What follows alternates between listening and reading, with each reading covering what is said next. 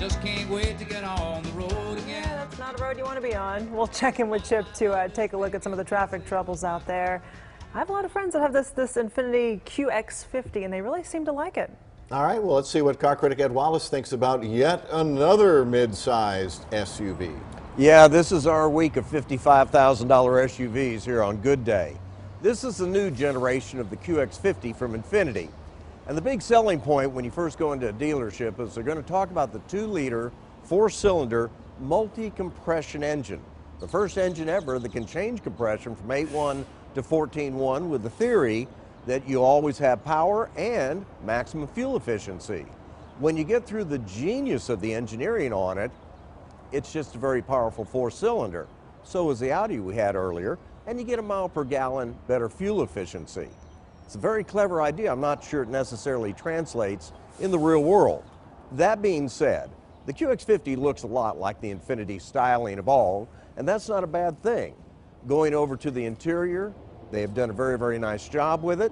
You'll notice it has 2 screens. The upper screen will have things like the navigation, the lower screen where your apps and all that are. If I had a little bit of a complaint on this one, the lower screen is just a little too far down, and unless if you know how absolutely everything on this vehicle works, which you should, when you're driving down the road, it will take your eyes off the highway in front of you, sometimes just a few seconds too long while you're trying to adjust things. Overall, it's fairly quiet. Now, the first day I had it, before I found the button to start dampening the suspension on it, in regular mode, it really drives soft.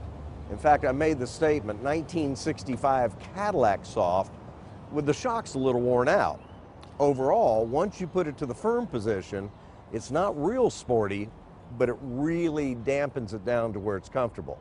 Now, you're going to have a very high roof line on this particular midsize SUV, so people inside with the legroom there, I believe you get probably 4 people in here that are 6 feet tall and maybe taller.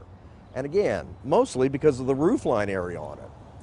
Going over to the back, it's not a 3rd-row seat vehicle, but it has more than enough space here and a very light lip to keep things from rolling out in the driveway. Now, Infiniti's been making some great SUVs.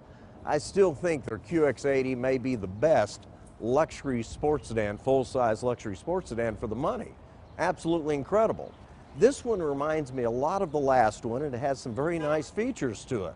But it doesn't matter. If it's an SUV, it sells, and if it's not an SUV, maybe not so much.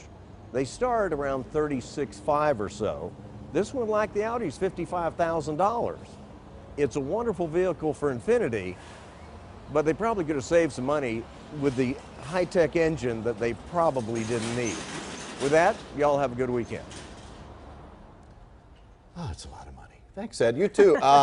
Listen to Ed on 570 KLIF tomorrow. His car column always in Saturday's Fort Worth Star-Telegram.